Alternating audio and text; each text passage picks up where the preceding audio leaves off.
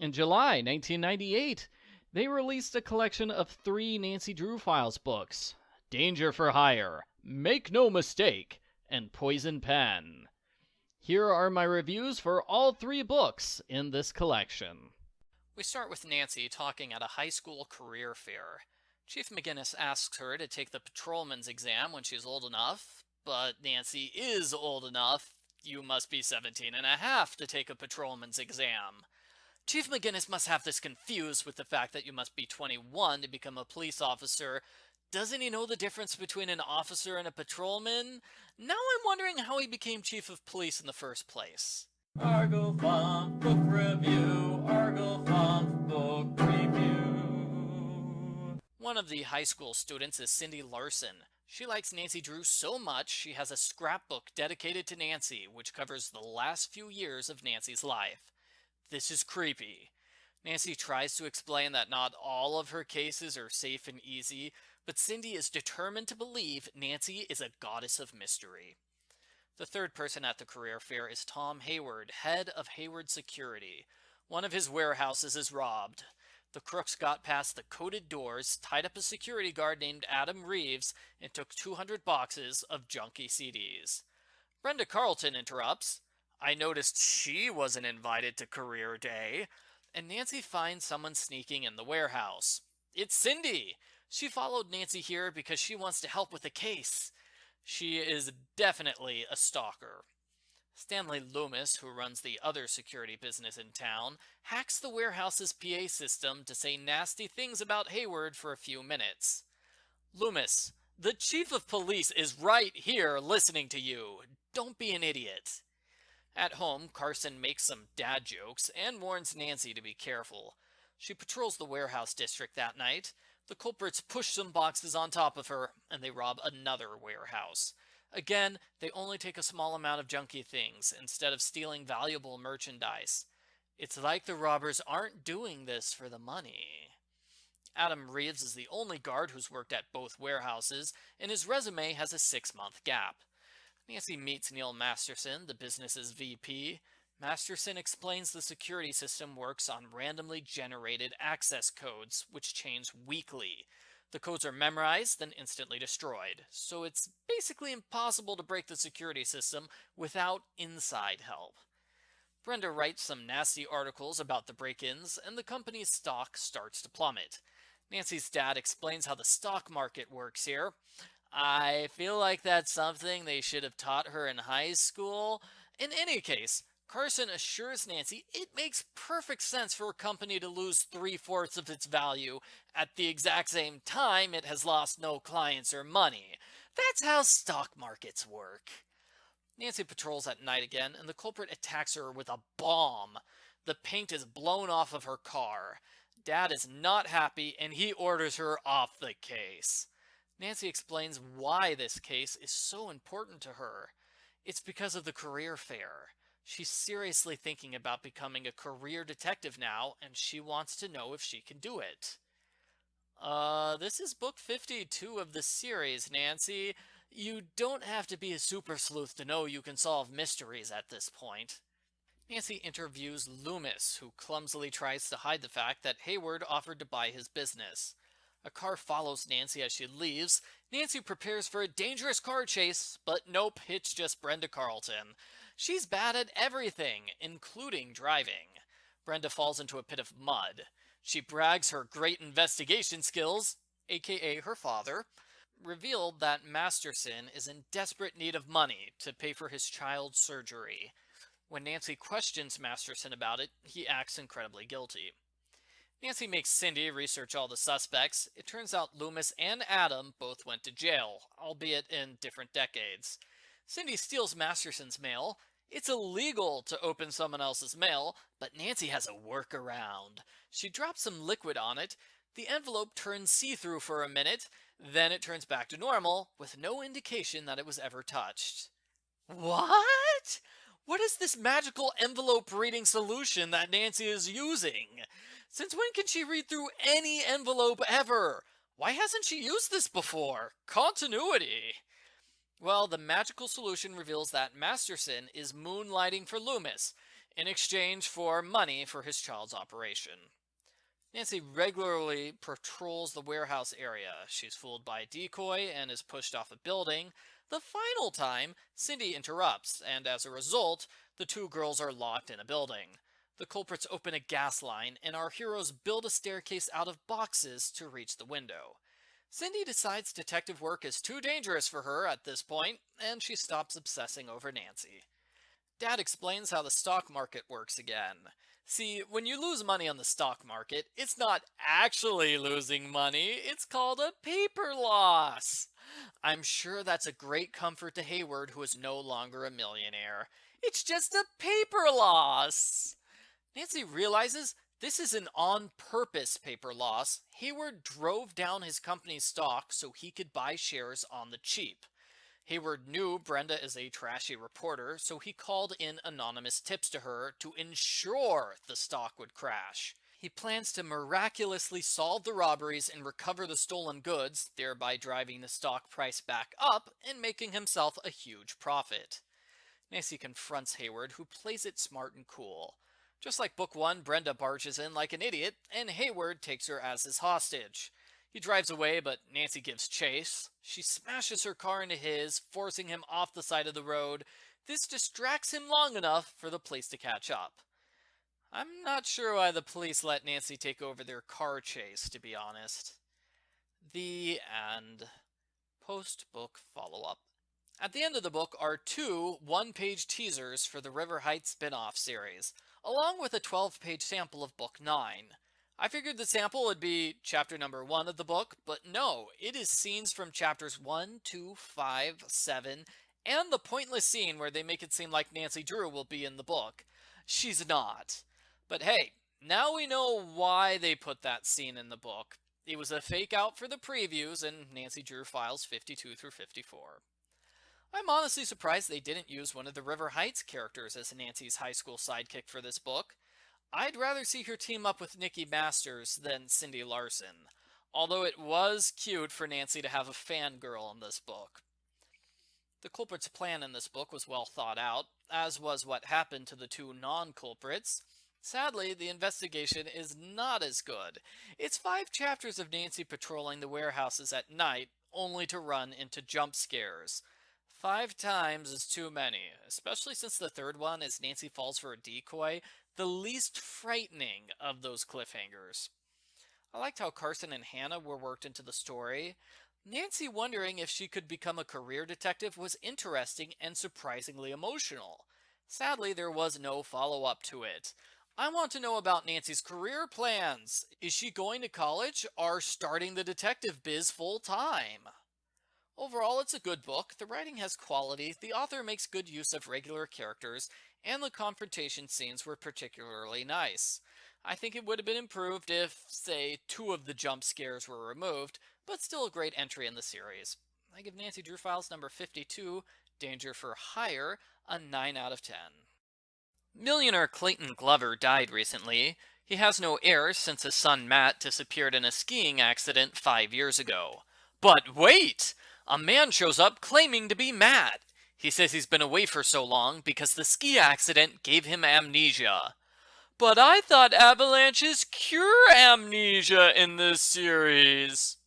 Yes, I'm still making fun of book 3 for having an amnesia-curing avalanche. That was stupid. Argofunk Book Review, Argofunk Book Review.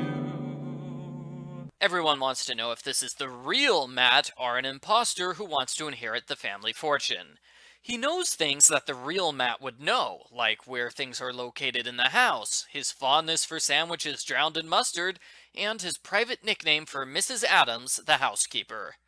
Environmental activist Tony Giralda gets angry and accuses Matt of being a phony. When Nancy asks why, he orders her to meet him in his office. The next day she does show up at his tiny office, and he says he knows Matt's a phony because he has a feeling Matt is phony. You didn't need to force Nancy to come to your office just to say that, Tony. Bess starts crushing on Matt, and she's disappointed that her friends are skeptical he's the real deal. Nancy's father says all of the money goes to charity if Matt is a fake. Nancy realizes Tony's probably accusing Matt because he wants to get the money. On the other hand, Mrs. Adams might be coaching a fake Matt because she wants to keep her job. In conclusion, suspects are suspicious, rain is wet, and bears poop in the woods. Nancy stays up past 2 a.m. that night trying to fix her tape deck. Nancy. Matt was living in Chicago as a journalist named Gary Page. His boss confirms he has a great memory and an eye for detail. She gives Nancy one of the first stories that he ever wrote, which is about a gardener named Jake Loomis. She picked this article completely at random, but by coincidence, it will be vital to the mystery solution. Bess gets silly over Matt, and Nancy stops at Tony's. The door is unlocked, so she snoops around. The culprit shoves her into a room filled with Tony's vicious guard dogs! Nancy sweet talks them, and they're not vicious, they're actually just big, fluffy, friendly fellows. The attempted murder convinced Nancy that this is actually a mystery, and not just a waste of everyone's time. She shows the article to Tony, who says Jake Loomis was the family gardener. Loomis and Matt were particularly close. Tony also says the real Matt has a scar on his wrist from when he was 10. Matt has the scar in the correct spot, but it's still pinkish red. It's definitely recent, not 13 years old. That should be proof Matt is a fake, but nobody bothers to follow up on it. Nancy and George talk to Loomis. He says he quit his gardening job after getting into a big fight with Matt's father. He claims he didn't recognize Matt during their interview, because who recognizes someone after living with them for a decade? Loomis jokes that Matt's reappearance is bad news for the local charities who won't inherit now. Nancy, Bess, and George go to Matt's house. She interrupts a phone call, and he glares at her angrily. I do the same thing sometimes, so I'm not sure we can count this as a culprit giveaway. Mrs. Adams starts crying when Matt gives her a chocolate cake. In private, she confesses to Nancy that she's allergic to chocolate, something the real Matt would know. It's lovely weather for a sleigh ride together, so the gang heads out on a one-horse open sleigh. Someone jumps in front of Nancy and George's sleigh, startling the horse and injuring them. Nancy was wearing Matt's hat at the time, so we're not sure if Matt or Nancy is the intended victim. I mean, gosh, they look so much alike, wearing a hat totally makes them twins. We're 2/3 of the way through the book, by the way. Everyone knows Matt is a phony, right? We are too far into this mystery for it to be a fake-out with a different crime. Tony doesn't have an alibi for the sleigh incident, and he's about to be evicted. Nancy says, gee, that inheritance money sure would come in handy right now. Suspect? And Tony has no idea what she's talking about. Why not? As Nancy's father explains, that was privileged information. It's illegal for Nancy to reveal the contents of Glover's will to a third party. Now Mr. Drew is going to have to arrest her. Just kidding, of course. But if the will's contents are top secret, how did Loomis know about them? Nancy goes to the stables, where an employee named Charlie Murphy confirms the reins to the sleigh were cut. That was deliberate sabotage! Nancy puts all the clues together and concludes that Loomis and Matt are the culprits. She decides to set Matt up by manipulating his relationship with Bess. Bess has the tape recorder in her pocket, and she talks with Matt about his 18th birthday party. He agrees with her when she lies and says the cake was in the shape of a football. You faker! But the plan is foiled when Loomis shows up unexpectedly. He grabs Bess and twists her arm behind her back. Loomis explains he and Gary met every day for months on end, preparing to pass him off as Matt. I suppose it's just a coincidence that Matt's father died shortly before they were finished. Loomis plans to abandon Nancy and Bess in the countryside where they will freeze to death. The girls are saved when Tony comes in with his wild attack dogs. Loomis jumps on the couch to get away, while fake Matt runs for it. Nancy defeats him with a quick judo kick. Nancy asks Tony how he got his nice dogs to act mean. Tony explains his dogs hate baths, so he dumped water on their heads. They started acting crazy, anything to get out of bath time. The culprits are arrested, and we finish with Bess hoping the real Matt will come home soon. Poor Bess is getting a little desperate here. Hi, Matt. I dated your evil impersonator, and everything went well until his partner tried to kill me, so I know we'd be perfect together. The end. Post-book follow-up. Mr. Drew gives Matt a lie detector test to help confirm his identity. Even though he lies about a lot of things, the machine only registers a lie when he talks about Colorado. That's where the real Matt disappeared. Nancy and her friends figure fake Matt messed up here because his training to become Matt didn't cover the Colorado incident. Really? Why not? That's where Matt disappeared. It's a pretty safe bet that someone would ask him about it. This makes 3 out of the past 4 books which have an early culprit reveal. Is this a new trend? Are we no longer solving the case in the second to last chapter? I'm all for Nancy being smarter and solving the case sooner, but this book didn't need 2 full chapters after the culprit was captured. There were not that many loose plot threads that needed to be wrapped up. Overall, I like the book okay. The main problem is that it's kind of slow, and it's predictable that Matt is really the culprit. I'm giving it the average score. I give Nancy Drew Files number 56, Make No Mistake, a 5 out of 10. I have a feeling this was written by the same person who wrote the previous book, as there is a fair amount of continuity between the 2 books surrounding Brenda Carlton and Ned. Just like last book, he works for an insurance company, and whenever he punches somebody, he aims for the jaw. Argo Funk Book Review. Argo Funk Book Review. Annoying reporter Brenda Carlton brags she has an amazing new advice column. When Nancy and her friends aren't impressed, Brenda says she just got a letter from someone who's about to be murdered. She refuses to give any more details, though. Unsurprisingly, Brenda's advice column is terrible. For example, she tells one reader that her boyfriend is ignoring her because she's boring. So her advice is to stop being boring. Brenda's a jerk. Brenda gets into a minor car accident. A Mrs. Maggie Keating's brakes fail. She hits Brenda's car.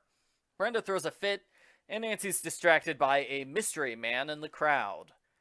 The next day, Brenda's column has a letter from a terrified woman.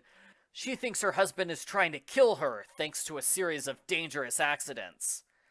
Brenda's advice is to do absolutely nothing about her murderous husband. Terrible advice, Brenda. Brenda tries bragging to Nancy again, and she's almost hit by a falling beam. Brenda makes a huge fuss, mostly because it's good for publicity. This time, Nancy sees a blonde guy in the crowd. He tries following Brenda, then runs away. When he tries following Brenda again, Nancy confronts him. He is Rick Watterson, nephew of Maggie Keating. He's pretty sure she's the woman whose husband is trying to kill her. He wants Brenda's help, but he's too afraid to ask because Brenda's so cute. Brenda and Rick form an instant love connection, which makes Nancy think this is all a setup. Brenda's probably making things up like usual, only this time she got her boyfriend to help. I don't know, I'm not sure. I think it's totally in character for Brenda Carlton to turn a murder situation into an excuse to date a hot new guy. Nancy sees the mystery man prowling at the Keating house, and she has a minor run-in with Mr. Bill Keating. He's fond of violence and has a reputation for risky business ventures. 6 months ago, he bought million-dollar life insurance for his wife. He could be plotting to kill her for the money. Rick confirms the Keatings desperately need money. Nancy questions Brenda about Mrs. Keating's letter until Brenda cracks. She confesses there is no letter. She made up the entire thing. Yes, Brenda just happened to make up a story about a murder plot shortly before she met someone involved in the exact same murder plot in real life. What a crazy coincidence. Now, if I was Nancy, I would get mad at Brenda and leave, but this is the halfway point of the book. It's too late for her to give up now. Brenda gets into a car crash when the culprit sabotages her car. Nancy warns Brenda that the safest thing for her to do is to stay at home all day. Fat chance of that happening. Nancy goes to the car repair place where she meets Mystery Man. He's Chris Trout, another relative of the Keatings. He's also in desperate need of money, and he's snooping around because he thinks a murder plot is in the works. He checked out Mrs. Keating's brakes. They were definitely sabotaged. The culprit calls Brenda and says he wants to meet her on an isolated bridge at night. It's an obvious trap. Our heroes set up a counter trap to capture the culprit, but Brenda screws it all up. Instead of staying at home, like she was supposed to, Brenda shows up without warning and takes a picture with a big camera flash. This temporarily blinds Ned, which lets the culprit get away. Also, Nancy almost dies when the culprit pushes her off the bridge. Thanks a lot, Brenda. Nancy learns that Mr. Keating has been studying microbursts, or small tornadoes. Nancy realizes he's going to kill his wife and pass off her death as a tornado accident. Nancy goes to warn Mrs. Keating, but it turns out Nancy is only half right. The Keatings are actually working together to fake Mrs. Keating's death and collect the insurance money. They attacked Brenda repeatedly because they didn't want her to expose their scheme. Mr. Keating knocks Nancy out, then traps her in the house. She wakes up moments before the house is going to explode. She can't think clearly because the room is filled with ether. Nancy breaks the window open with a chair, crawls down a sloped roof, and jumps 8 feet to the ground. I should mention, Nancy does all of this while dragging Chris's unconscious body behind her. Nancy is basically a superhero. Things look dangerous when Mr. Keating discovers Nancy survived. Luckily, her friends arrive in time to save her. Brenda gloats that she solved the case, but she backtracks when she sees Rick's feelings are hurt. That's nice of her. Nancy hopes that someday Brenda will learn to care about other people's feelings all the time. It's not going to happen, but we can dream. The end. Post-book follow-up. The start of this book is a little weak. It's a lot of Nancy and her friends arguing with Brenda, as well as Bess and George getting some dates for an upcoming concert. I thought it was fun and interesting, getting a chance to see what our heroes act like in their spare time. It just had nothing to do with the mystery. I'm not sure how to fix the problem, since Brenda made up the entire story. There technically is no mystery for a good chunk of the book. The final third of the book is excellent, and I loved it. That doesn't completely compensate for the weak opening third, but it kind of compensates. I was totally hooked for the last part of the book. I'll give the book credit for that. I also like how this book is a hometown mystery that makes the most out of the supporting cast, especially Brenda Carlton. I give Nancy Drew Files number 60, Poison Pen, a 7 out of 10.